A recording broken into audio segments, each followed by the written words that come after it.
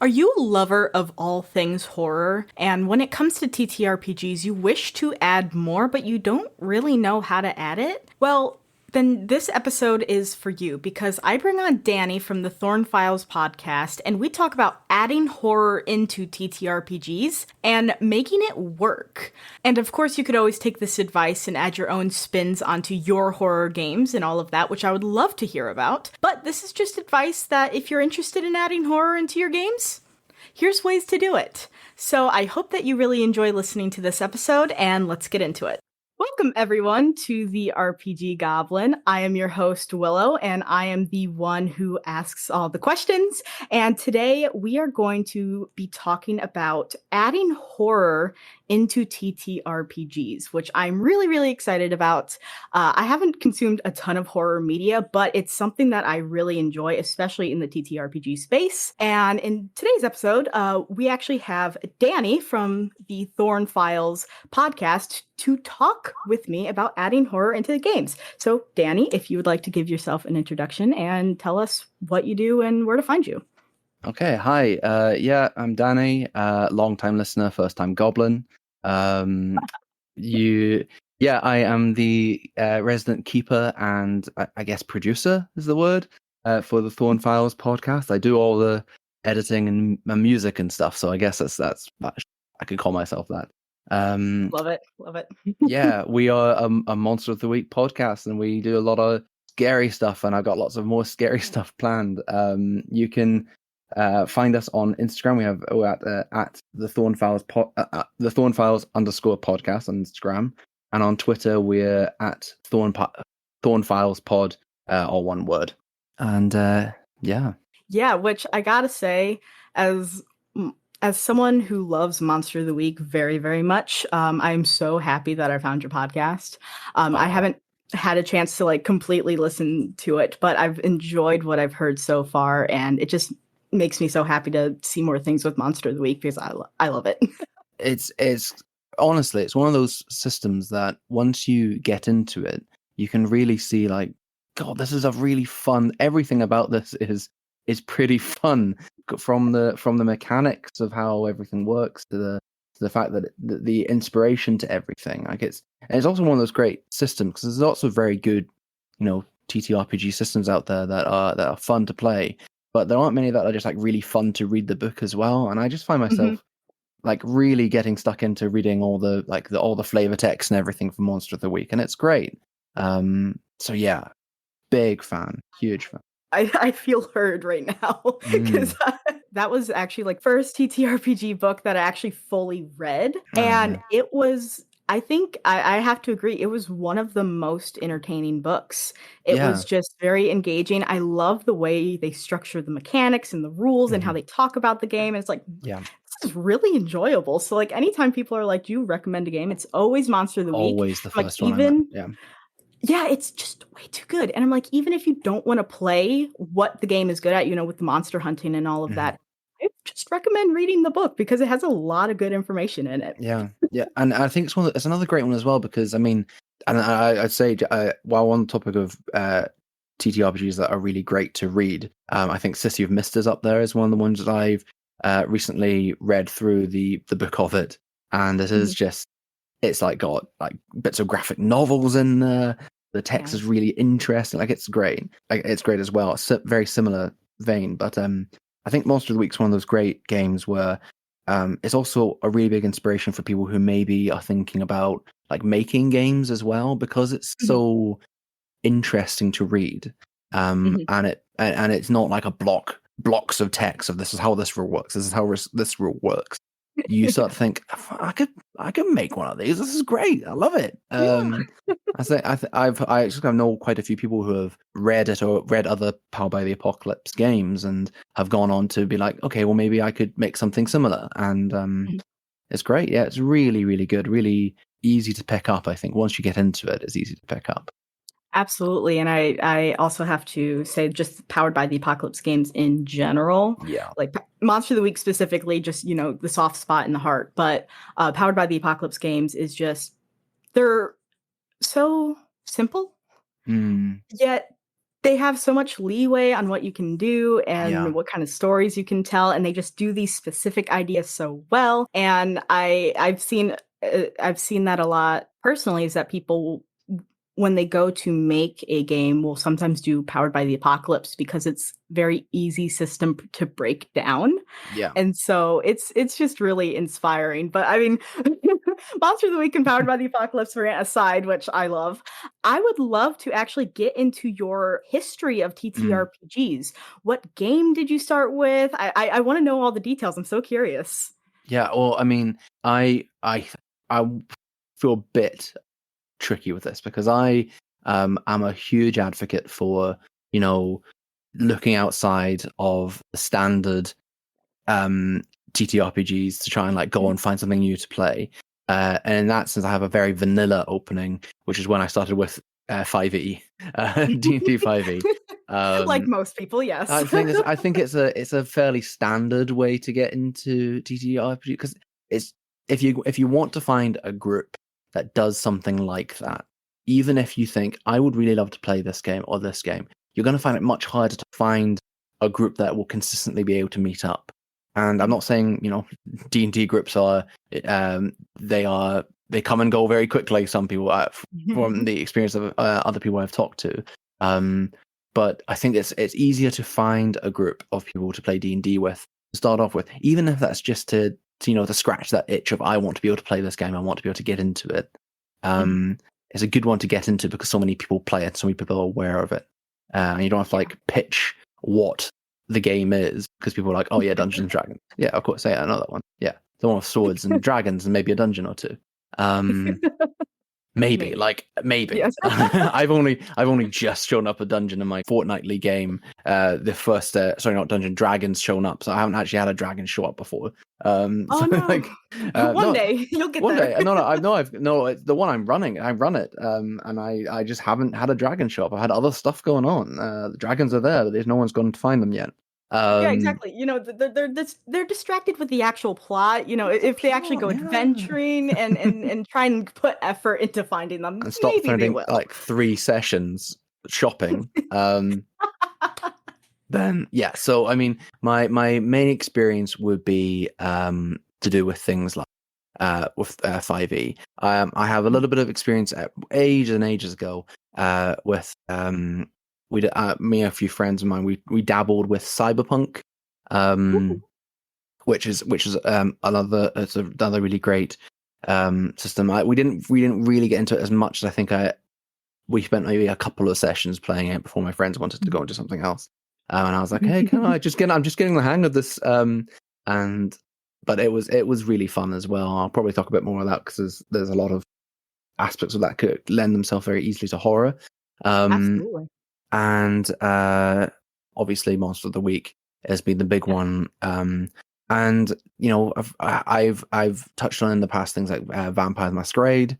And I'm hoping to soon get into playing a bit more of City of Mist. I'm really hoping to get more into that because it's very exciting to play. It's a very, very intriguing game because like it just sounds so fun to play because all of, you know, what the options and the powers that you can do and all of that. It's so very cool. So good. But yeah, no, that's really exciting. And I saw as well that there are some like one page and smaller RPGs that you've talked about as well. I've played once the Terrible RPG, which if anyone hasn't played it before, you should go and play it. It is just complete chaos. It's an RPG with the loosest rules I've ever played because it's one page, so it has limited space to fit everything in. But it's the idea of you write down what skills you think your person has on a piece of paper, and then to use one of those skills during the game, you have to tear your paper to take a bit of that word off the page, and it's so silly that's how it works. And then there's a whole the last things that you can, I can't remember what it's called, but it's like the last hurrah of your character. If you don't feel like you can do anything else in the game, you can scrunch your paper up and try to throw it at the person who's running the game. And if you hit them, like you get to do it. Like it's it's just chaos. Like it's pure chaos in RPG Well, I form. know what I'm But going to be playing when I have some friends in person. definitely. Like that's a No, but game that where sounds super guys, let's all have a fun. few drinks, land, let's write 6 random things on a piece of paper, let's do a mystery. I think it's gonna be great. I think Yeah. that's fantastic. Absolutely. I just love all the creativity within Mm, RPGs, and I could go on for that for a very long time. But absolutely. I want to start getting into the actual, like, horror. Yes. Because we are going to be talking about adding horror into TTRPGs. Have you played any like proper horror I'm TTRPGs I'm before? I'm going to have I'm going to do a bit of a hot take for you, Willow. Yes. I and this people may disagree with me. That's probably why it's a hot take. I don't think you need a horror RPG to play horror in your game at all. Mhm. And I see a lot of people say, I want to do a horror game. I want to play horror. I'm used to playing 5e. I want to play a horror game. And I say, why are you trying to change? Like, you're fine where you are. Like, you're okay. Like, because if you look up horror RPGs, like you mentioned 10 Candles, which I haven't unfortunately had a chance to play yet. I'd love to get into it because it sounds interesting. But every time you look up Pretty a list, same. yeah, I'm sure it is. Every time you look at a list of top 10 horror RPGs, you always come up against like things like Call of Cthulhu come Mhm. up, and was it, Black Bluebeard's Bride, is that one? I can't remember. I think that's one I heard Yeah, about. I think Yeah, so. I I don't know think if that's a so. horror one just because I don't Maybe really it's know just too much about it. I feel like I've seen it on a list of horror ones, and yes, I get it. Like Call of Cthulhu, like Lovecraft, where as you know, problematic as H.P. Lovecraft is, like the sort of the Cthulhu mythos is a huge deal, and people, even if you don't know anything about it, you will probably know about it in some Mhm, small way. mhm. But you don't need like a system which is focused on the horror to play a horror game. I You agree could with put you on horror this. into yeah. I'm great. I'm glad. I don't have to argue with you. No, Yeah. no, I think there's horror in any game that you can play. I think some Mm, definitely yeah. support it more than others. Mm, But no, you can absolutely yeah. add dread and horror, which Mm. actually dread is the name of a horror TTRPG. But you can add those elements into any game, which is why I was really excited to talk about adding horror into Yeah. TTRPGs because there is a very limited pool as well of traditional, like, built for horror games. Yeah. Yeah. It's Call of Cthulhu, 10 Candles, Dread are just the three that I can think of immediately and like Mm. kind of the only ones that come to mind. Yeah. I mean, even something like something which is in a lot of ways geared towards horror in some ways, like Monster of the Week. Mhm, There aren't really any mechanics in that for fear, for mhm, like like it's assumed. But if you mhm, wanted to play it as a schlocky Scooby Doo esque situation where all the well the some people might find Scooby Doo scary, so I'm sorry for those people. But in the sense that it's very light-hearted, you could play it in that way if you mhm, wanted to. Yeah, so there is a severe lack, and maybe it's the fact that they aren't as easily accessible or as widely known that maybe they're not. I haven't played as many of them. mhm, Um, I know Call of Cthulhu has its own systems for like sanity and things like that, and you lose sanity, and that affects how the game's played. And I know that does lend itself to it far more than something like 5e, where mechanically it's hey, you're frightened. You can. That's it. mhm. That we got one thing for it, and it's you're frightened. That is true. And actually, one thing that I'll say Yeah. against 5e, at least a traditional 5e horror experience, is the fact that dark vision is Oh, very widely common with every it's single it character, really or at is. least Yeah. easy workarounds. And so, like, Mm, even though I think you can still absolutely run a horror scenario and yeah. limit character options in that way Yeah. to run something where the dark is scary, you don't know what lies Mhm. within it. uh Yeah. it doesn't like I was saying earlier, there are games that support it more than others. So I think 5e, you can modify it absolutely and run a perfectly good horror scenario. But as it is written and as the base characters work, it doesn't support as well. But doesn't mean you can't do it. No. If you want to do it, do it. Yeah, I don't say that to anybody who is really keen to add more horror into the game, or is like thinks they need a whole new system to do horror. Thinks Oh, that absolutely. you don't need to do it. You don't need to do it. That's 5e. While it may not be suited to it, you might think, oh, what's the only horror thing? Oh, well, you can be frightened, and that's like one condition you can have. It's just not it's not the end of it. Like horror is so much more than that. And yeah, I think people think too much about it, and they get worked too much about it. And yeah, I think yeah. So I'm actually curious for you, other than mechanics within the games, Yeah. what are elements of a good horror TTRPG experience? Okay. Yeah. So this goes without saying for anything, any TTRPG experience, be it horror or anything. I think it all needs to start with your session 0. I think it's worth saying this Absolutely. off the bat, because there are people out there who might say, "I love horror. I love horror," and what they mean is they love like cerebral, creepy things, but not necessarily something which is horror that other people might appreciate being horror. So somebody who is a huge fan of, I say somebody loves Midsummer, and Get Out, these two films. I think, well, I'm a big fan of horror because I love these two films, and they are scary films. But then you have somebody on the other side who's like, well, I am a huge Hellraiser fan, and all that stuff is my jam. Like these two people, they say, yeah, we both love horror. That is completely different. They are completely Yes, different situations. exactly. So Very, very different. you need to talk about these things up front, and give people the opportunity to say, you know what, I'm really not a fan of body horror. I'm not a fan of like I have severe arachnophobia. I have severe fear of the dark. So please don't lean I on don't like those. gore. I don't like gore. I don't like these sorts of things. And there's other like social things as well. Like people say, I don't like the idea of like children being hurt, or the threat to children. I don't like these sorts of ideas being in my horror. And you need to have that conversation to start off with. Like that goes without saying. Like for me, one of my big things is I really don't like the idea of having children get hurt in games. I feel like it's not necessary in a TTRPG, because I feel like it would be too upsetting for me to hear that happen in that sort of setting.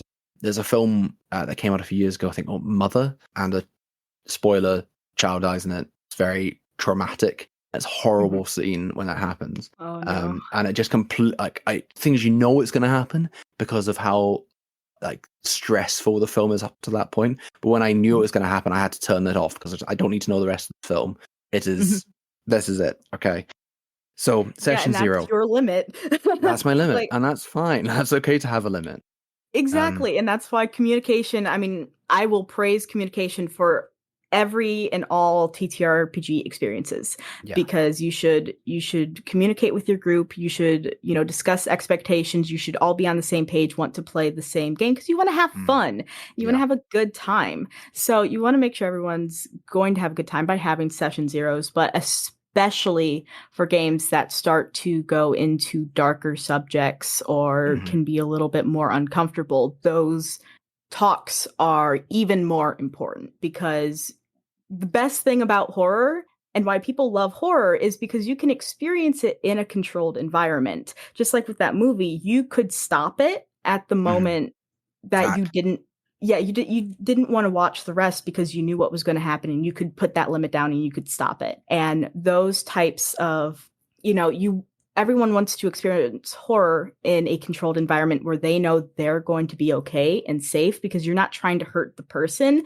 You're just trying to, you're trying to create an environment, and you're trying to scare the person or the player, or not the players, the players or the characters, but you don't want to actually hurt the person. And that's again why session 0 and safety tools as well. Really important. So once that's out of the way, if you've got, what your crew likes, what your crew's limits are as well.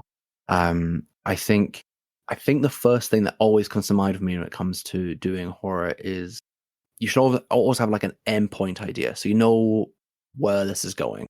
Mhm. Obviously, and once you know that, you should build up an atmosphere towards that. It doesn't need to be every single NPC you meet is like this terrifying thing, because I've read things where people say, "Oh, you cut out all the funny bits, you cut out all the happy NPCs that you might have had in other towns, and you just make it Mhm. scary." And it can be a bit much.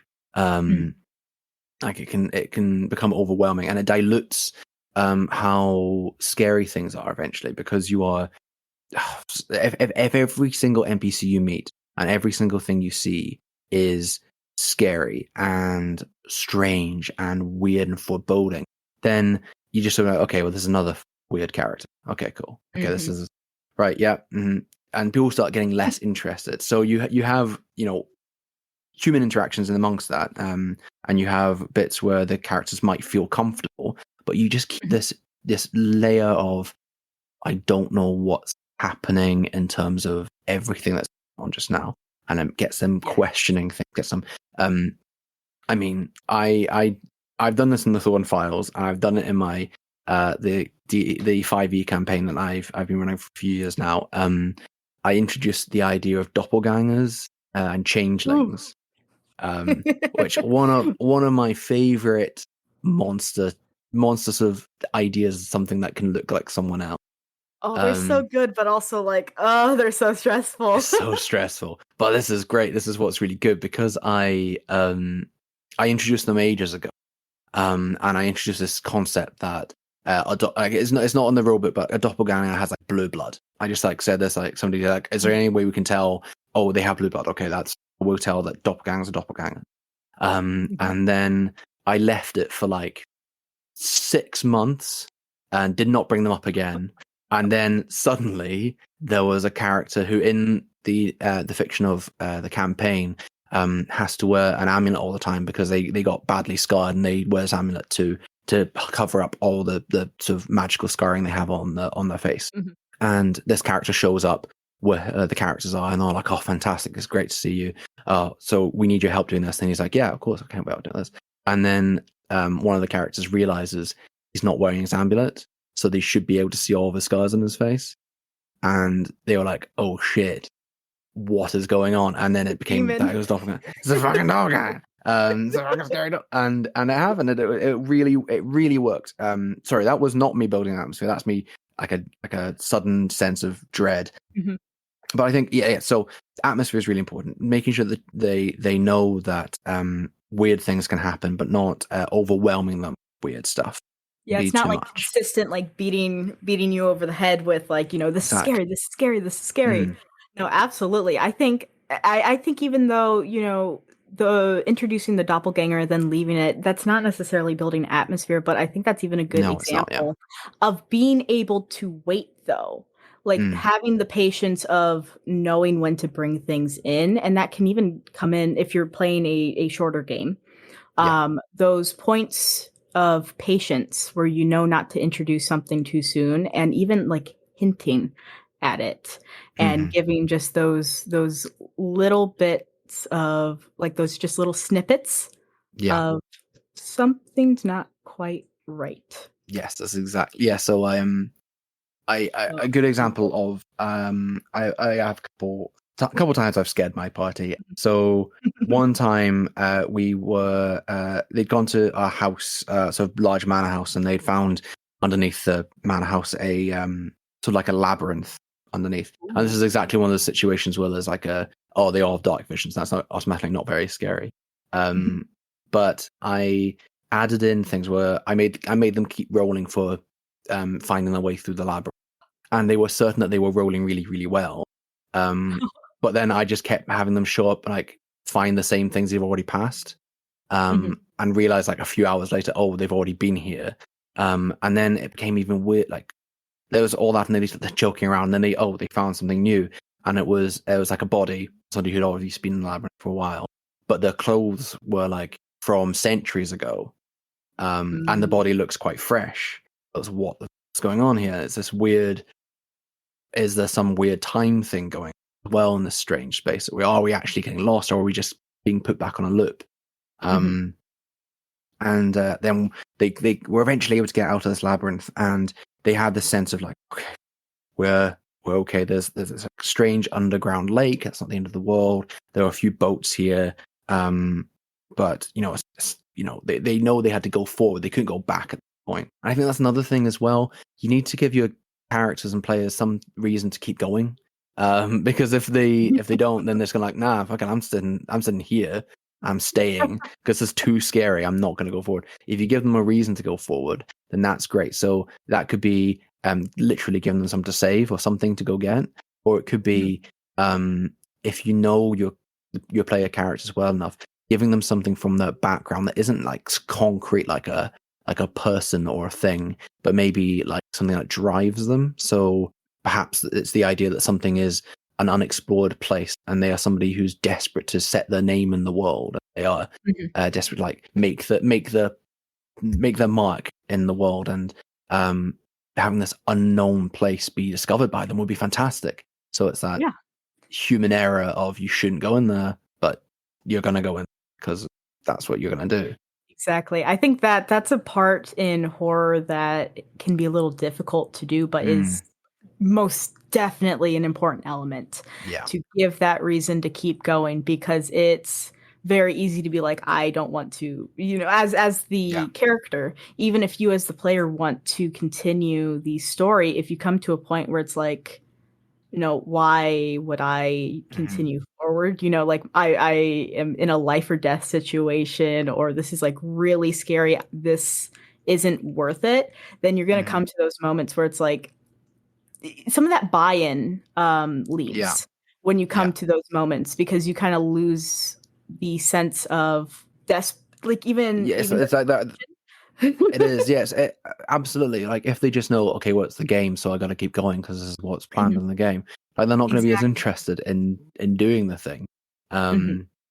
Like I think all things are really. There are probably a lot of really good examples of like human error in things. I'll go back to the story in a second. But there's a great one. The film came out of it a few years ago, The Woman in Black, which is a fine horror film. I'm not going to say it's fantastic. It's fine. But my first experience with The Woman in Black was as a stage show many years ago. I was probably far too young to go see a horror stage show, but I did, and it has stayed with me ever since watching it, which I think is a mark of something being truly moving, even if it's in a scary sort of way. Mhm.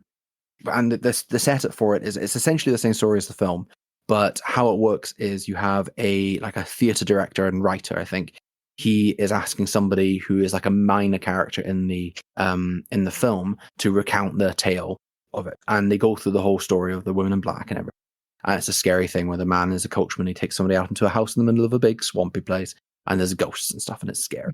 Um, and the man who the theater director is the main character of the stage play, and he keeps going on and on. The guy who's telling him the story is he's interested sort of with, but he's not very into it. He gets more into it as it goes along. He's not really keen to go into all the horror stuff, and the theater director is much more interested in the story. And then at one point in the play, and there's only these two actors in the whole play so far. At one point, a woman shows up, and she's wearing all black, and the theater director is like, he doesn't make any mention of it, but he sort of reacts to her, and he's like, okay, that's odd, but okay, we'll keep going. This person's clearly involved in some way, and he keeps pushing, and he keeps pushing for more and more of the story. And then at the end of the play, the guy who he's brought in to tell the story, he says, "Oh, it's fantastic! You brought that woman in. That was great. It really added to it at the end there." And the man says, "I didn't bring any women," and it's like, "Oh shit, what's going on?" And then the Woman in Black, like the sort of the curse of the Woman in Black falls onto the director.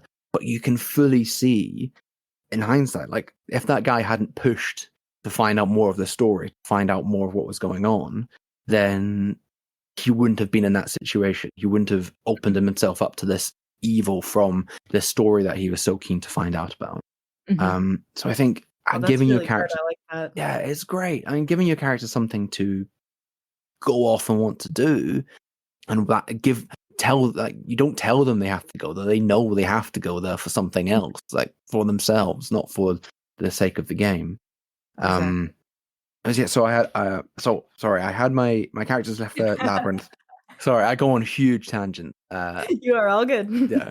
They left the labyrinth, and they were obviously a bit unsettled, and they found these boats, and they knew they had to go on.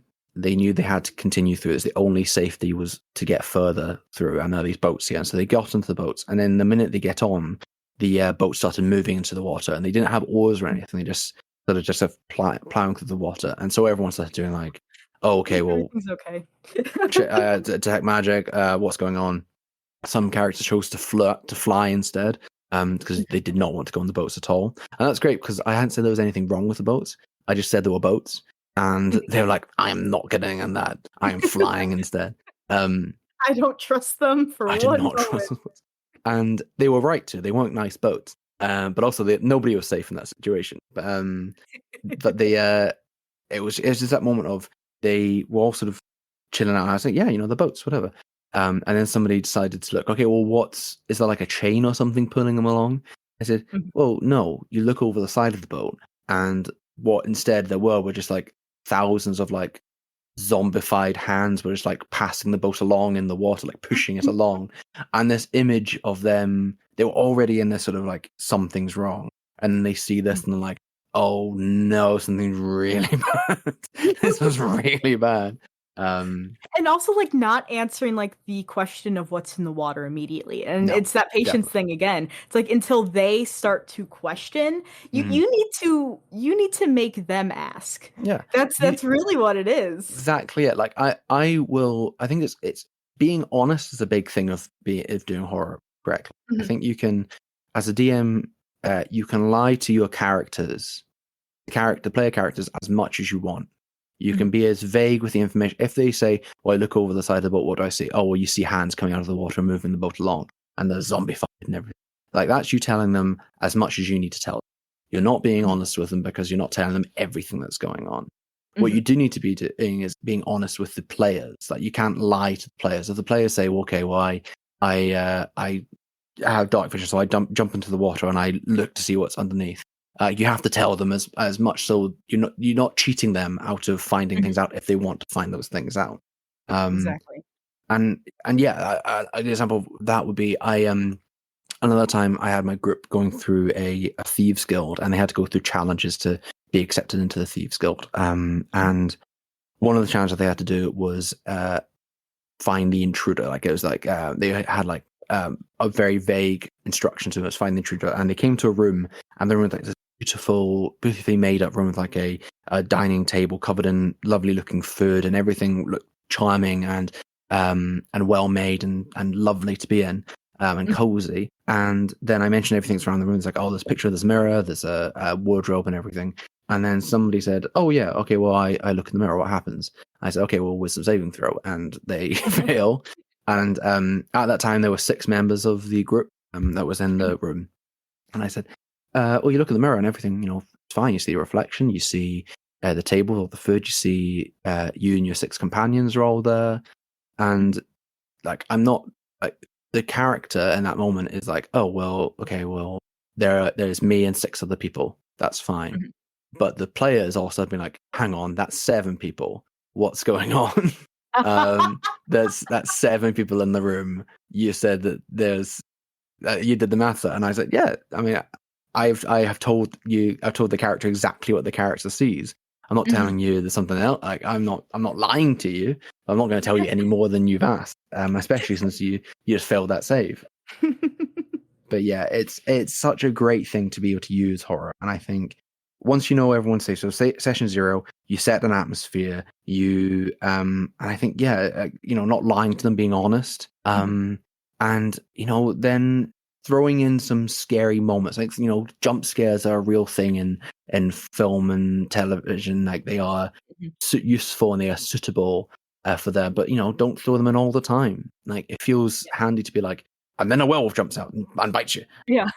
But actually, in terms of a TTRPG, that might not be very scary. It might be pretty funny if I Mhm. said like, and suddenly a werewolf's there and grabs you. But but And again, it depends on the sparingly. atmosphere. You could like make it seem scary in that moment, but it you can't rely on something like a jump scare because it is No, hard to do it through just a, you know, talking storytelling medium because it exactly. works in movies because you're like you're entranced in the movie. You're like, you Mm, know, you're fully in, and then when that thing comes up, it scares you. yeah, it does. And it's Um, you need that focus, but it I think that's a tricky part with horror and TTRPGs is that you specifically have to rely on types of horror that are more descriptive. yeah, you do. You absolutely do. What's if you were to say like what would be if you were to be inspired by some sort of piece of horror, like film or TV show or book or anything you've consumed? Is there anything that you've like had which is what you think might lend itself to the sort of TTRPG I would spectrum? say actually the Magnus Archives because that Oh, is I pure love the Magnus audio. Archives. Yeah, I it's so love the good. Magnus Archives. It's so good. I was very cross when I first started listening to the my sister got me up to the Magnus Archives. I was very cross because I was planning the Thorne File, and I thought, okay, well, I need to listen to more, and she suggested the Magnus Archives, and I hadn't listened to any sort of horror podcast like that in the past. Like I love a audiobook, but I hadn't really gotten to that media before. And one of the first things I planned for the Thorne Files was like one of those anglerfish, like a monster face based on anglerfish, and it's gonna be like this really Mhm. creepy. It's like a person anglerfish, and they say, "Oh, can I have some help?" And the person will go over, and then they get snatched. And that's like the second episode of the Magnus Archives. That's the second episode is exactly like an Yeah, that's anglerfish. the episode. It's like, come on. It's like I tried my best. I've come up with one monster so far. But yeah, if anybody's into horror narrative, done so well. The Magnus Archives. There will probably be some episodes where you think, I don't know how this ties to everything else, and sometimes they are very loose ties, but Mhm. everything does come together, and it's so good. Like it's It's so good.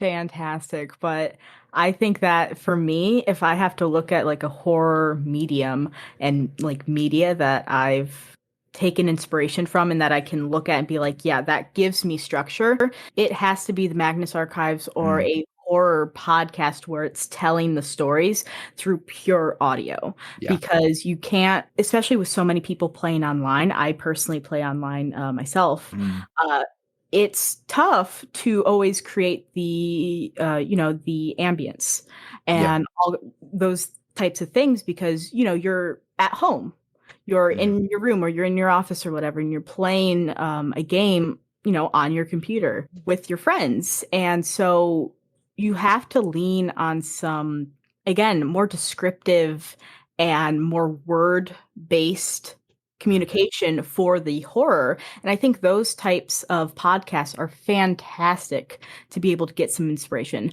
Also, you know, actual horror TTRPG, like if there's actual plays, I think those would be a good mhm, tool as well. I haven't personally found any, I haven't personally like listened to too many. mhm, Like Monster of the Week is probably the furthest that are the furthest into horror that I've listened to when it comes to a TTRPG podcast. mhm. But yeah, no, I'd say Magnus Archives for sure. Yeah, I think it's tricky because that's again, this is probably one of the reasons why I don't have as good an experience with things like Call of Cthulhu, because I'm sure it's a very fun game. But I've tried to listen to a few podcasts that have like Call of Cthulhu, Mhm, actual plays, and you know I can get where the mechanics are going in for the horror, but it's tricky because a lot of the time you don't get the same sense of horror from people playing that game. They might be having like a real laugh, and like the creature that they have to best is a like it's an obstacle, but it's less of a like a terrifying thing in the future.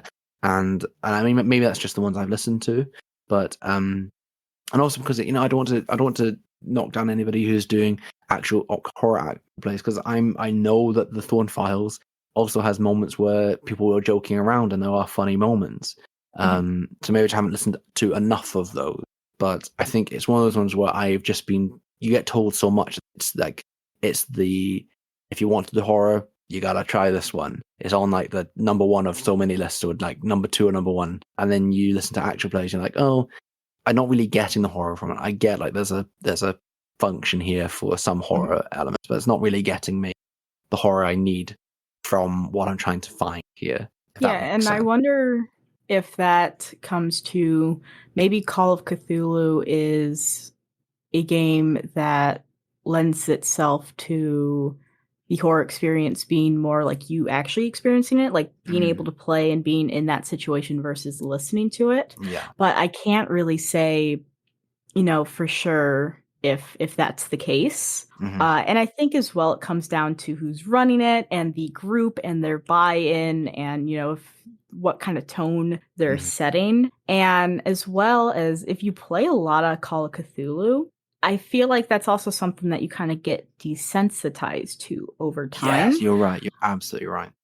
So maybe, they just started the podcast, but they've been playing Call of Cthulhu for a while. Maybe they don't take it as seriously as they might have at the start, because, it's, we're going to face up against Cthulhu itself. Yeah. But but if you play too much of it, it can be more of a joke than oh yeah, no, this is actually a terrifying and horrible situation that that we're in this moment, and we have like no other options, and we're probably going to die. Yeah, exactly. I mean, I am 100% willing to be corrected on this. So if Oh yeah, anybody same. has like, oh, you're absolutely wrong. I've been listening to a horror, like a Ten Candles actual play for the last year or so, and it's got that horror feel to it. Here's the podcast. I will listen to it. I will listen to it because I want to consume that media. I'm just finding it hard to find it myself. I could absolutely agree with that. And actually, what I want to say, because you mentioned 10 Candles there, what makes, at least for me, 10 Candles so special is 10 Candles is actually an one session game. You play that in like 90 minutes. Right. And I believe it works so well because it is a limited amount of time. And every little thing that you do in that game, when it comes to actual like having to complete, I'm going to go look for supplies in this area. You have to roll, and basically as you continue to roll, your chances get worse and worse in actually succeeding. And that's where the name 10 Candles comes from, is the fact that you play with 10 candles at the table. And when you roll and fail, a candle goes out. That's awesome. I And love the game, that. it's so good. And the game ends when the last candle goes out. And so like it builds up over time, but it's such a concentrated experience. And like you're going to finish it in one session, because either the candles are going to go out, over time. Yeah. And you are going to fail. Failure is inevitable. And so that's why I think it makes it such a good horror TTRPG. The mechanics are pretty simple. And, I think they lend themselves to the horror experience very well. But it's more about the actual experience. It's the candles on the table. It's seeing each of them go out. It's all of those things combined together. And the fact that the scary thing in the game is that the whole world goes dark and then they show up. And that is like all it says. I love that. In the game, what they are could be anything. And on top of that is you don't really flesh out what they are, what they can do, anything like that. The only thing that I can think of is that they saw one of the characters do something, and they can kind of have and you could have a weakness against one of the creatures because they saw you do something, and then you saw them do something. And that's like the only descriptive stuff you really get from them. And it's absolutely insane. So you're going, everything's dark. You're trying to find the light and keep the light actually on, because as soon as darkness falls on you and you don't have that light to kind of save you, they're going to come and they're going to get you. And It's such an experience. I haven't had the pleasure to play it yet, and it makes me so mad. That sounds so great. I think it speaks for it. I think there is I think whoever made up 10 Candles gets it. They know that it doesn't need to be 1,000 different mechanics. It doesn't need to be really complicated. You lose this level of sanity or whatever to now something happens mechanically. You have less of this, not less of that. But it's so good that it's the main mechanic of the game that seems to be centered on the horror is purely atmospheric, leading you towards the end of the game, if that makes sense. Yep. Like it is there are 10 candles. When the last one goes out, that's game over. That is so good. And it's not that's just great. I love that. I'm gonna have to play Marvelous. this now. It's I fully recommend you at least it has a PDF and a physical book. Yeah. Go check that out because it's Definitely. even just to read through it. The episode that I did, I mean, I may be a little biased, but I love the episode that I did. I love who I had on as the guest. Hey, and he love your actually... work. Love your work. I think, yeah, go ahead. Be proud of yourself. It's been great. But Curtis was my guest for that episode, and he actually got to play 10 Candles. He got to play a few times, but he ran the game once in a like cabin in the middle of the woods with all of the lights off. The sky is completely dark. There's no like light pollution, anything outside. So it was like pitch black when they like turned all those lights off and they brought the candles. So like as soon as that last candle went out, it wasn't, you could still see light from any little place. It was darkness and it was done. And there's just so many elements to that game that makes it just this beautiful experience. But I think a game can be built for horror, and I feel like 10 Candles, like you said, it's like the person who made it, I can't remember their name off the top of my head, but the person who made it understood the assignment. Yeah. And I think Call of Cthulhu can work, but it's dependent on the people who actually run the game as well, and the actual party. And I think that's for every single game too. It is. Like I said, I haven't played 10 Candles. I would love to. It really feels like it's like you said, they knew the assignment. They knew what they were doing. But I think you're right. I think it depends on the group so much, what you're going to get out of it. Like, it doesn't matter what game you're playing. If it is a group of silly billies and everyone's they're just there to make puns and just ruin the life of the person running the game. I'm not specifically talking about somebody in my game. I am, Lucy. I'm talking about you. They no, I'm not. This is great. If you got a group of people who are just they're whenever they get together, it's always just laughing and playing, and that's great. That's so great to get that. I'm not disparaging that at all. But if you're thinking, I'm going to get this group of people together, I'm going to do a really serious horror game with them. Like I'm just letting you know, it's going to be difficult. You got to set your sights a little lower. It's going to be. You might get there. You might have to explain it to them that this is the vibe, though. And yeah, I mean, it's tricky. You have to. It's the group working with how you use the system as well. Like I mentioned Cyberpunk earlier on, and Cyberpunk is the Cyberpunk 2077, Cyberpunk Red, which there is slightly different time wise. I think one set later on in the Cyberpunk universe, and a lot of that is it's your fairly standard sci-fi combat, sci-fi like hacking and like the Edge Runner stuff, and it's all cool and it's all slick and neon and fun. But then they have this mechanic, the empathy mechanic, called, which is to do with whenever you get something cyber put into you. And it's not talking about if you get a limb replaced because it got blown off by a laser gun, and you get that replaced because you need to get it replaced. It's if you choose to get something replaced, with like something that improves your body, like from cybertronics. So cyber upgrades, you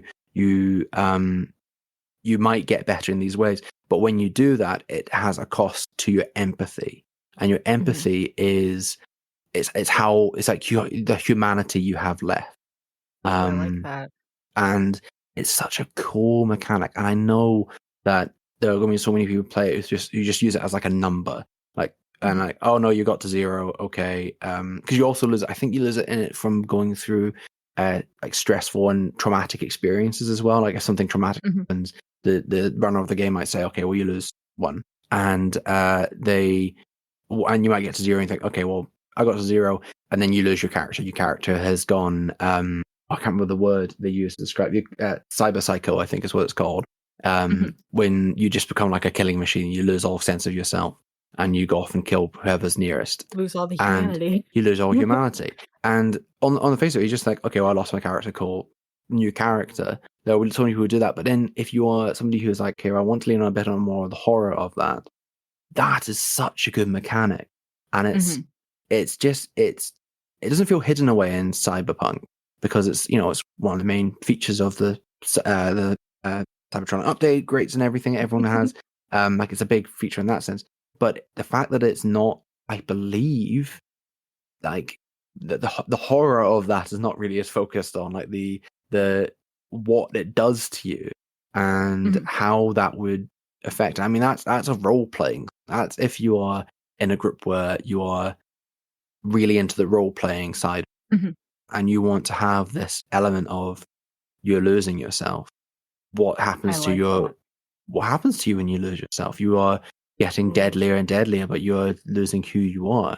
I have a.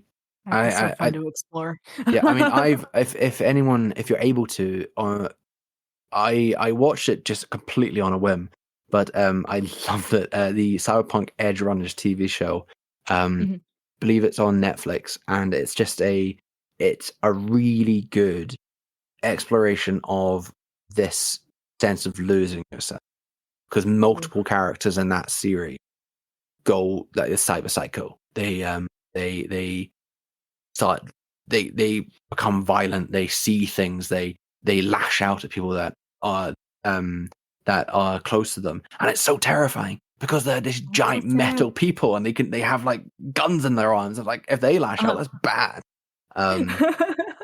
But it's also like sad at the same time. It's really sad as well. Person losing themselves, and that's as well with horror. Horror doesn't have to be frightening all the time. Yeah, horror is strong emotions. Yeah, I mean, the main one is fear, and like, but it's also like being uncomfortable and having that empathy and like sadness of seeing something happen or experiencing something.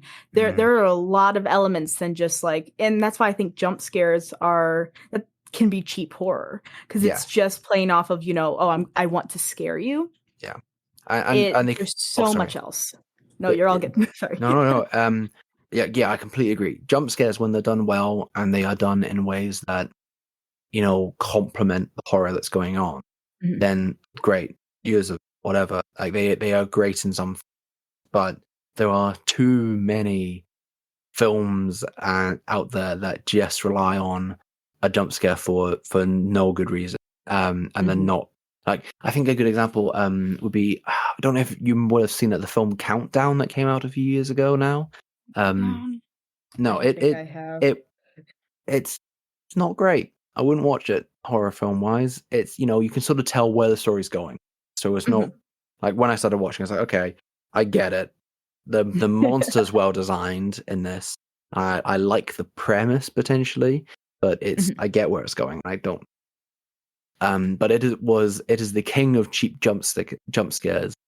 Because essentially.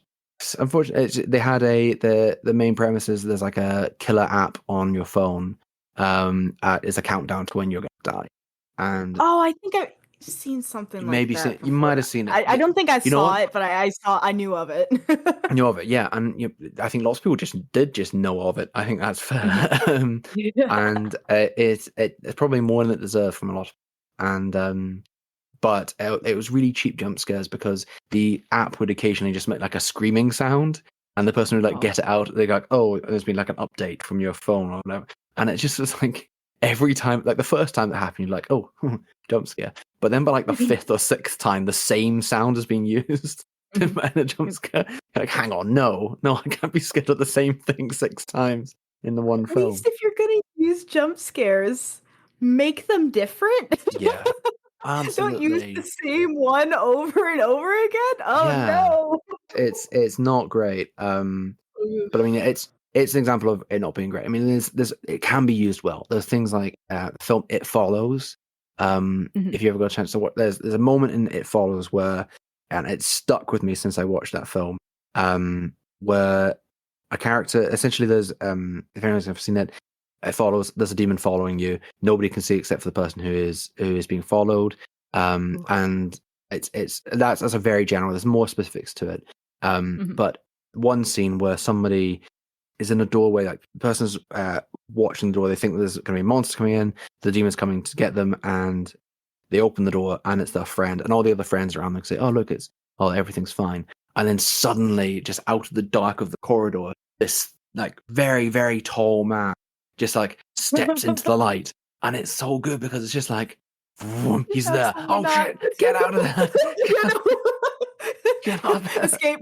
Please leave. Escape. Get out of there now. And Oh, that's really good. it's so good. It's so good. Yeah, I mean, it's very sad. And so jump scares can be good, but you don't need to use. I think I can't remember what we were talking about. We've gone into jump scares a lot more than I meant to. But yes, now I'm stuck on what we were talking about. No, I think you are all good. Well, I think we were talking about with the cyberpunk red stuff and kind of yes, the different emotions. Yeah, cheap jump scares because emotion. Yes. horror isn't just scaring someone, No. and that can be cheap at times because some of the episodes of the Magnus Archives that stick with me most are the ones that make me so deeply uncomfortable. And it's like, Yeah. oh, that was a really good episode, but I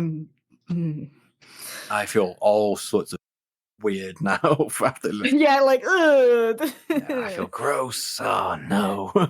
Yeah, and like, uncomfortable. Dread is also a really good one because one of yeah. the Magnus Archives episodes that get me is, oh, I can't remember the name of it, but it's when they're going on that space mission and there's like what 3 people in this ship, and it was doing a experimentation of like isolation with someone, and it goes through, they're talking about like the experiment, they're talking about the experiment and like how they're doing through it, and then they get to a part where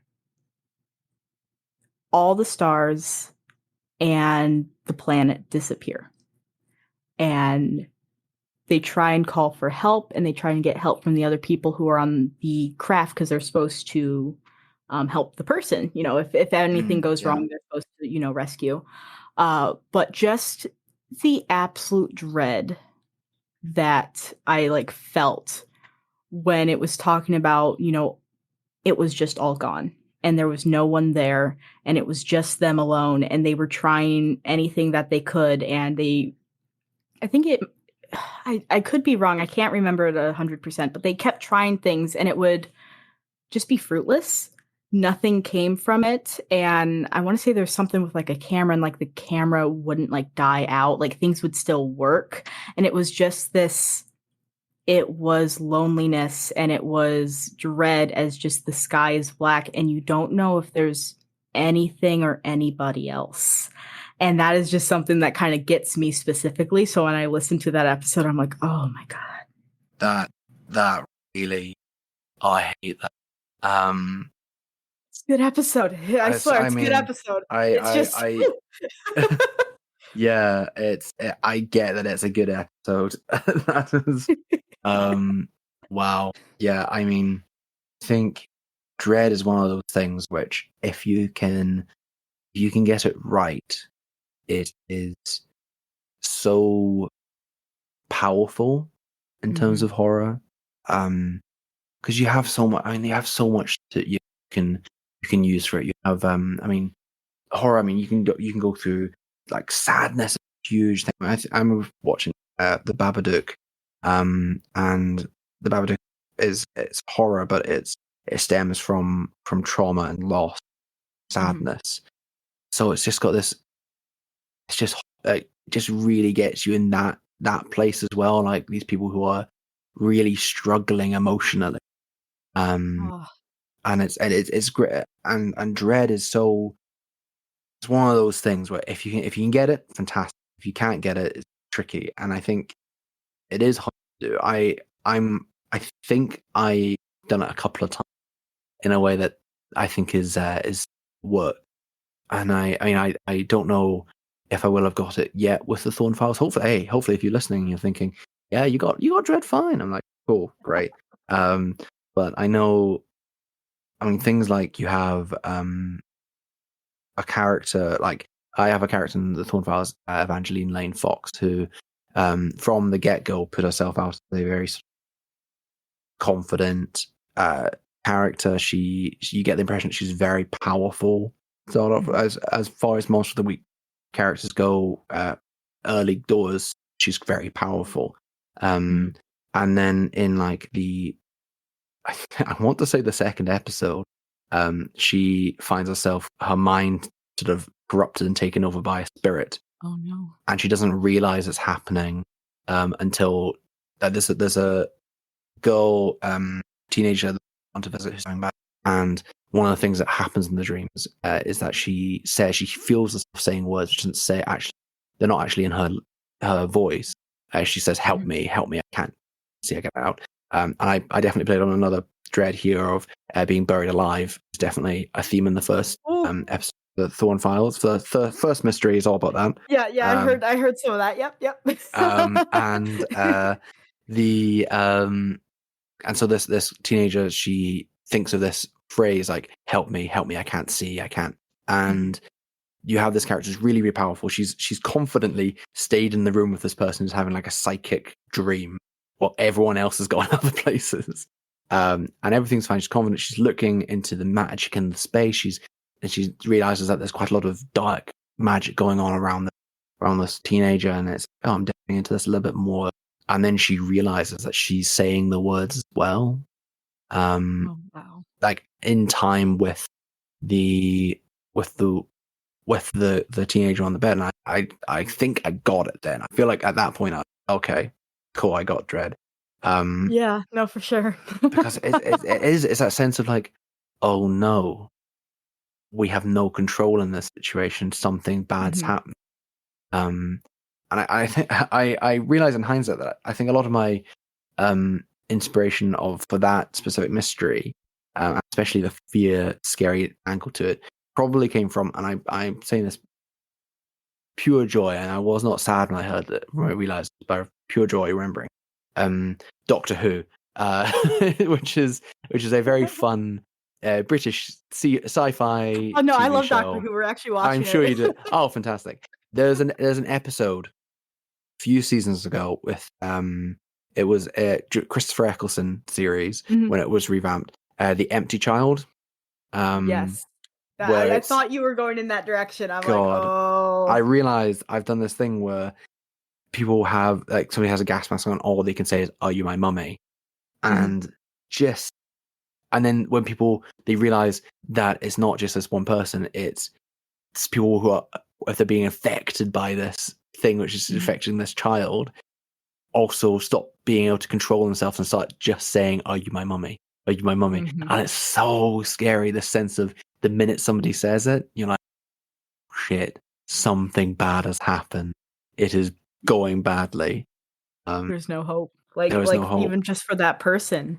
Yeah, exactly. And yeah, I mean, it happened again, Doctor Who. But another really good example of just a really simple thing which just makes your heart sink into that dread. There was an episode, I think it was called the empty library, not the empty library, something to do with the library planet. They go to a planet, the library. Yep.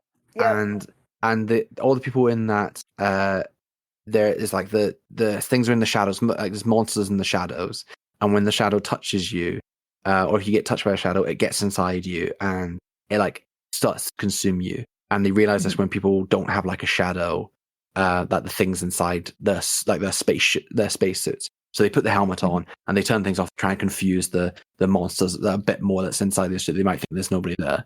But it's when the people in those suits start repeating themselves because their suits, like they backtrack the last few seconds of that person's life. And so they keep repeating that thing while this person is lurching forward like a skeleton face going forward to the mask. But they're just like saying it normal sense. Oh, it's devastating. It's devastating. It absolutely is. That is a really good episode. Both of those are fantastic episodes, but the library one is just I think it's easily one of the best episodes of television. Which I say, knowing that there's a lot of good TV shows after that, a lot of good ones that do horror very well, but it is just so good.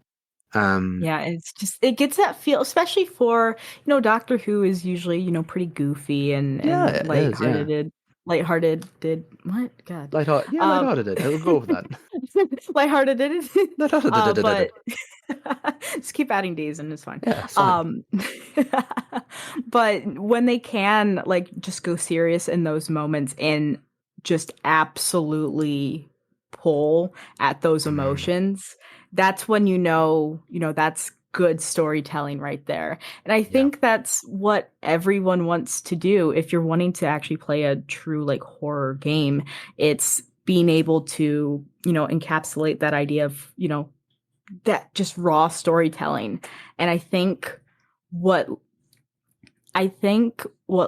makes 10 Candles especially a good experience is because it doesn't, the mechanics are an important part of the game, to have those candles go out.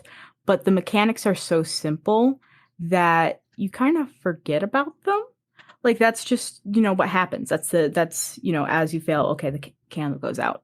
It's not something that, I have to go check this rule. It keeps you in that moment for the entire time that you're playing, and just leaving it to be this just purely narrative storytelling experience with a group of friends in pure darkness and only these candles. Love it. Oh, I can get. I think something we haven't touched on too much. I think it's important with everything we're saying about atmosphere and creating the sense of dread. If you're able to, and this is a suggestion to anyone who's keen to create. I mean, it doesn't need to be horror; it could be any atmosphere you want to create. If you can, I think music is always really useful. Yes. Music or ambient noise. Or ambient noise. Oh my god! If you go on Spotify or wherever you listen to music or YouTube and look up ambient noise, something, you'll find generally what you're looking for. It might be a cave, it might be a tavern, it might be a festival. You'll be able to find something, and just a little bit of that can go a long way. It really can. And actually, I have a very recent experience for this because I actually played I ran my Monster of the Week game yesterday, and this whole mystery has been around this snow woman and all of that. I'm not going to go into too much detail, but it's this mystery around the snow woman, and in the previous 2 sessions, I believe, they started to connect that this is a woman who went missing. And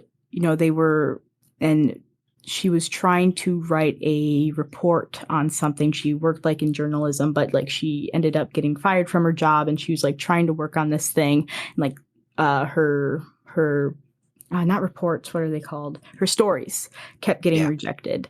And she kept trying to do things that would get her back into the job that she loved. And so she was investigating this cave, and the night that she went missing, she was going to go investigate, but she also just recently had a fight with her mom, and she never came back. And then so later on, they go to her mom's house and they talk with her, and that was just a really devastating scene in general. As she's talking about the whole situation, they're starting to learn more of this information, and then finally we come to kind of the last session of this arc where they finally go to where she is, where they know she is. And the entire time that I had that they like this is in like the you know start of winter, it's starting to snow really heavily, all of that, and particularly on the day that they decided to go out to like finish this hunt, it was snowing really bad. And so I decided, and I didn't have it play for everyone else, and I might next time because it really got me into it, is it was the I used ambient noise of cold wind. Like it was just like winter, like windy, like a windy winter. And it was like 8 hours or whatever. And I had it play for pretty much the entire time. And it like got me a few times where I had to almost like snap myself out of it for a moment where it's just like, okay, take a step back, kind of gather thoughts, because it was just that noise and knowing that they're just in the dead of winter and the wind's going and all of that. And then they like were in a cave, and I can just imagine that as they were in the cave in this little bit of an opening where it led to outside, and just hearing that wind in the background as they're talking with this lady and all of that. It was just a phenomenal experience. And I've had even moments in my D&D game where one of the characters is connected to like a sentient sword, and they can sort of meditate with it to be able to talk. And there's like a specific sound. There's a specific, not song, but an ambient like track that I use for it. And I think even just the sound of it makes that one player cry, because oh no. it's just like this, it almost feels like outer space with like just this angelic choir, and just it's got like all these different elements, and every time that they would talk to their sword, it would usually be about something upsetting.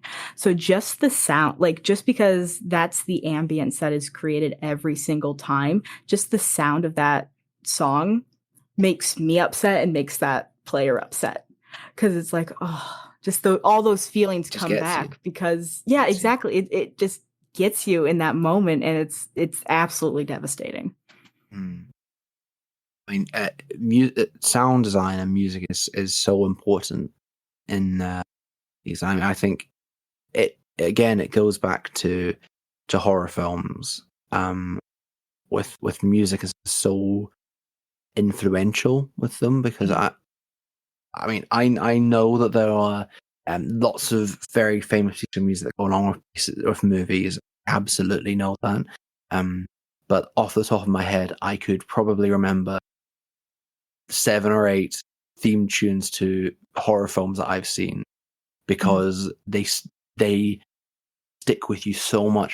They are telling you exactly. I mean, you have Halloween, like it's like one of the most famous pieces of cinematic music ever is the Halloween soundtrack, or like you have the Shining soundtrack. And if anyone hasn't listened to the Shining one before, go listen to it. You probably know it. You probably know it just because it's part of the what's that word? The zeitgeist out there. You'll know it, and even if you don't, it will probably strike a chord with you somewhere. This sound. And I think it's always really important, and having those sounds that strike fear into you, and that it doesn't need to be a horror film for that to work, to create a horrific. I think a really big example of that is Lord of the Rings. I mean, you have the ring wraiths in Lord of the Rings. Whenever they show up and they do that scream, and you're like, oh shit. When I first watched the first Lord of the Rings, I must have been very young when I watched, because I saw it in cinema, and it was so good. But the part where Aragorn fights off the ring wraith on Weathertop, when they're all cooking, like, put it out, you fools, put it out, and then you just hear like a scream off in the distance. You're like, oh fuck, oh no, and then you see guys them appearing through the mist coming towards you, like, oh no, get out of there. And then you had the ring wraith piece of music as well. Like, people get it. People who get it get it. Music is important. Sound design is important. Because, like you said, you just had this ambience of cold wind. I'm sure everyone, if you say think about cold Arctic winds, people could imagine it. Mhm.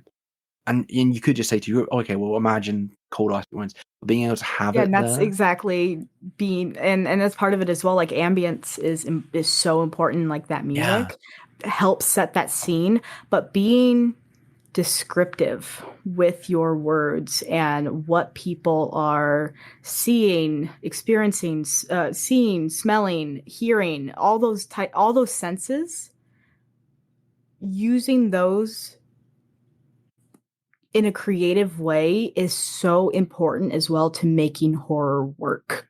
yeah, absolutely, absolutely. It's amazing, just purely like, and that's where it can be more difficult to do, more of this just audio horror, because Yeah, you do have to be very descriptive and you need to know what you have to say to be able to convey certain tones. And that's why movies, I mean, they still have a ton of work that they need to do to yeah, be able to make it. But if you just watch movies, you can get an idea of how horror is structured mm, and ways to, apply it to your own games. But it helps even more being able to get into the mindset of the audio. So like, yeah, Magnus absolutely. Archives, other horror audio podcasts, because I know there's plenty of those. Yeah, absolutely. There are lots of them. So I would recommend anyone just go and try and find some. Mhm. Because they are. I mean, I know the Adventure Zone did a run of Monster of the Week as well. Yes. Which and their Monster of the Week run, like the Adventure Zone guys they are great RPGs. They are great role players. They are goofy as all hell, and sometimes, but the way that Griffin, who's the keeper for them, does the horror in like the intro parts, and whenever there is something that Yes. needs to be scary, the man does it very well. like, so I would definitely recommend going and listening to them because they do it Absolutely. great. And especially because Amnesty was what also got me introduced to Monster of the Week to begin with, Yes. and that's why it was actually I started in D&D as well. That was the only game I played, Mm, um, and then I listened to Amnesty, and I'm like, man, this is a really interesting game, and it didn't really connect at that time that it was a separate game, if yeah. that makes sense, to like what D&D is Mm. until about a year or two ago, and then I'm like, I re-listened to it. I'm like, hold on, what the hell is Monster What of the is Week? And this? I actually Yeah. like I went into it and then I got the book and read it. I'm like, hold on. Excuse me? What like what is Yeah. this? I Because it's so good. I love 5e, and anyone who is like, this is the only one I ever play. You like live your Mhm. life, live your best life. But when I started looking into other RPGs, it did sort of feel like I'd been in like an underground bunker with my Mhm. 5e world down here, and I was like, oh, I'm really comfortable here. Actually, this is great. And then it's like somebody came up to the door and said, "Hey, Fate's a system. You want to go to Fate?" And like, what's Fate? Oh, Monster of the Week's a thing you could go play. It's like, oh, wait, what? It's like, What are you there's so talking many. about? What are these words? These words. How do I do a charisma saving throw? It's like, you don't fucking have to. Like, do something different. There's lots of other systems out there. And then yeah, you start realizing, oh wait, no, I don't need to worry about that. I could go just play if I wanted to. Um, Exactly, and I play 5e myself. I still play it. yeah. I have a game I run, um, and I think I'm gonna play it again in the future. But I know once I'm done with the campaign that I'm running, I'm probably gonna take a break from it for a while because Yeah. just the opportunities that other games present, even though you could really modify D&D in any way to You run anything. Whether or not it can run it, the best is the question, but you mm, can make it run anything that you would want.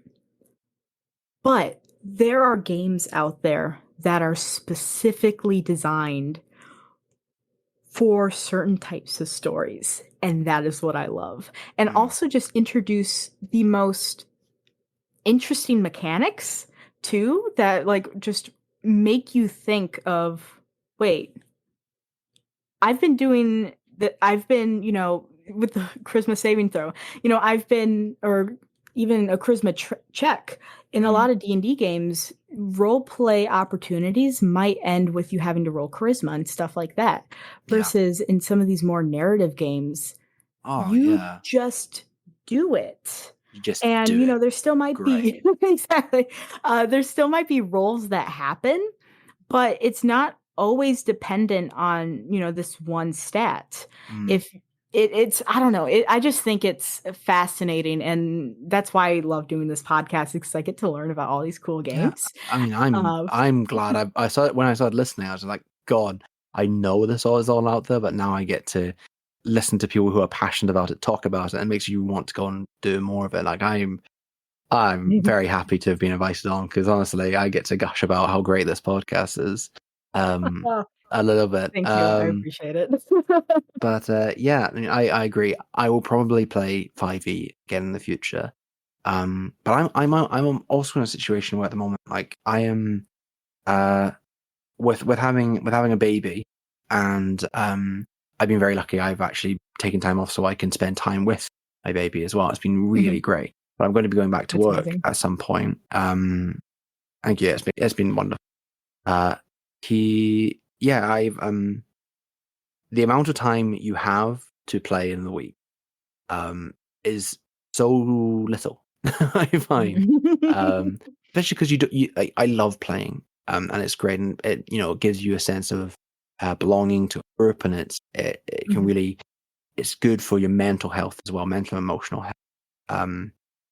But also, you don't have to do it I don't want to do it every evening, because I also then miss out on all the other wonderful things going on in life. And I don't want that at all. So I have limited time that I've set myself to be able to indulge in TTRPGs in the week, and that's great. And I probably will play 5 in the future, but there's a chance also in the future when I might think, hey, give something else a go, because I really want to give something else a go. And if I start 5e again, I might be locked in for another 7 years. And I would I quite think that's like to also get an something. important thing to think. Yeah. It is, a lot of D&D games can be a very long commitment, and Yeah. it's not that other games can't be. No. It's just they are also better at, I shouldn't say better. They also, there's many RPGs that you can play within 1 to 4 sessions and be able to complete a full Yeah. story and all feel Absolutely. satisfied. Exactly. And I think Monster of the Week isn't exactly, can go on for a while, but it does feel more. You have this idea of a character has luck in the game, and they can use luck to succeed on any roll that they've failed. And it is a brilliant resource, but it is finite. And once you run out, you are doomed. But as the book says, you are doomed. Like, you are, the keeper can do whatever they want to you, because you will lose eventually. And it's it could go on forever. But there is a sense of this will probably end sooner, because they have these things in place. Like, characters can take 7 harm and then they're dead. They might be able to heal between mysteries, but if they take 7 harm mystery, that is it. And so when some monsters do like 3 or 4 harm per like damage that they do, normally it's 3 harm, but I've seen a couple of homebrew things 4 harm. Probably wouldn't do 4 I mean, harm. it also Hint, hint. depends on what, area you are in the story. If you're getting closer to the end, when things are getting more dangerous as well, things are Yeah. going to start doing 4, even 5 harm, which is like And you're absolutely gonna need to use terrifying. that luck, and then you're gonna run out, and then Exactly. you're gonna get hit, and then you're going to fucking die, and that is the end of the story. And so you do get a sense that it won't take as long, because you have characters in IV who have like, get to some level, people have nearly 200 HP, and it doesn't matter what you throw at them, like they are going to probably survive anything unless they get hit 1,000 times. So it's much harder to. I'm not advocating for people who run games trying to kill the player. I'm not. That's bad. Naughty you. You were thinking Don't I do was it. thinking that don't do it. That's bad. Don't kill your character. like, don't go out of your way to kill you. If you kill them, it happens. Yeah, there's a difference. You There's didn't also mean to. there's also games, well, you know, like in again, I'm going to use 10 Candles as an example. At the beginning of the book, it's like one of the first lines is you're all going to die at the end. And it's, you know, it's managing those expectations though. It's like, Yeah, is this yeah. a game where you're going to die? And Mm, you know, 10 Candles, yes, you are. One way or another, you are going to die. And like you yeah, were saying with Monster of the Week, with having that doomed, you will be doomed. You know, yeah. it's I don't know, it's awesome. I love it. Sorry. Awesome. No, you're right. It is awesome. But yeah. So ah, if you can use horror in your game, you should be using horror in your game. If you're able to, and you have a group that you think would be down for it and would be keen to give it a go, and like into the idea of doing it, then give it a go. Do it. Like Yes. what do you got to lose? Get yourself some scary ambient sounds. Find a monster that's creepy as shit and throw them into the game. It does not need to be something which you commit to for a whole game. It could be for Mhm. a single encounter. It could be I love, and I say this knowing no spoilers for the Thorne Files, but something that may show up later on at some point. Ooh. I maybe have plans. Um, for uh for Headless Horseman, the Doulahan. It is one of Mm. my all-time favorite monsters. Um, like just you have a scary monster, get some ambient sounds. Think of a way to fit it into your campaign that not going to feel jarring to, and just do it. Just do it, Yeah. because you might have fun, and if you do have fun, it'd be great. And if you don't have fun, then you can try it again some other time. Maybe if you think And you 5 don't have doesn't to do work, it again if you don't want yeah, as you well. don't have to do it. Great. It's great, absolutely is great. But yeah, I can't advocate for it enough. Because it's such a good thing to use, even if it's just a small bit of horror. Um, Absolutely. then definitely do it. Uh, we all joke about things like a mimic and 5e, but actually, they're great. They're really good. If you tell somebody there's something in this room that absolutely wreck your shit, it looks like anything. That in itself is a okay. Throw a mimic at a level 2 party in 5e, and they are I going to have be mimics already. terrified. I bet you do. Like, do it. Absolutely do it. Throw doppelgangers at, like, do creepy things. There are a plethora of scary monsters out there that you could use in Mhm. 5e. You can use in any system. And you should, because it's good and you'll have fun. Yeah. It'll be amazing. No, I completely agree with everything that you said. It's, you know, I think my favorite thing that you said is that it it can only be a scene. It can be for however little or for however long you want, but just to try it. I absolutely agree with that. Mm. I love it so much, and horror just adds that little bit of an element. And again, like we said, horror doesn't mean you make people scared. No. Horror can be many other things. So the way that you interpret it and can fit it into your game, go for it. Mm. Just it's another creative outlet. You know, Mm. what can you do? And I think it's absolutely fantastic. But I do it does feel that we're kind of to the end here, and I'm trying to think if Yeah. there's an Um, I additional thing I that th- needs I to be think talked about. I think the only thing is that if you can't think of a solid way to have it in, and maybe just you have a player who thinks horror is something for me, Mhm. dream sequences. You can do a dream Yes. sequence. They're great. I think one of the best uses of a dream sequence that just came out of fucking nowhere in the last few years in something I've consumed media was in the Disney film Moana. If you've seen it, there's a part in that Oh, film yeah, yeah. where Moana wakes up on her boat and she's like, "Oh, I'm home. I'm home." And she looks out and Mhm. she sees her islander and everything's nice. And then suddenly this big evil cloud consumes her whole island and her parents show up and she shouts out and she can't reach them. And then they get swallowed by this evil as well. And it's terrifying. When I first watched it, I thought, oh, oh, what's happening here? I didn't know they do a dream sequence. Dream sequences are a backdoor into horror if you have nothing going on at that time. If you have something, and that's where you could fit in something where it's horror based on sadness, it's horror based on something, guilt, because it's to do with the character, to do specifically with that character. So if you can do it, 100%. Do it. Yeah. Do it, please. Do it. I promise you, if you are doing it safely with all of your friends in agreement with how it should work, do it. Like, it'll be fun. It'll be great. I just, yes. Yeah. No, but seriously, honestly, thank you so much for coming on and talking about horror with me, because this has been fantastic. I love talking about it, and I love hearing like your stories and your ideas and all of that, and it just makes me very happy and very excited for now my next Monster of the Week arc.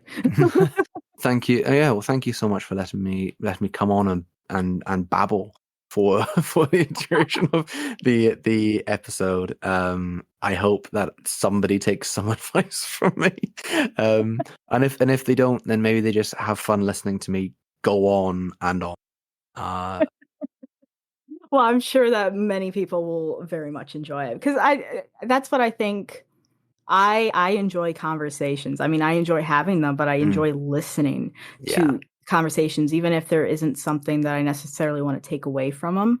It's just enjoyable to hear people talk about things that they love and things that they're passionate about, which again is what I really love about this podcast, and hope that people find value in being able to learn about these games and get introduced to ideas for TTRPGs just through these fun conversations. So I absolutely had a blast, and you were fantastic, and I would love to have you on again. So we'll definitely be in contact, because absolutely.